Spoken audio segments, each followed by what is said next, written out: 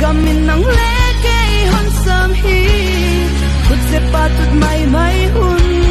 a hi non lo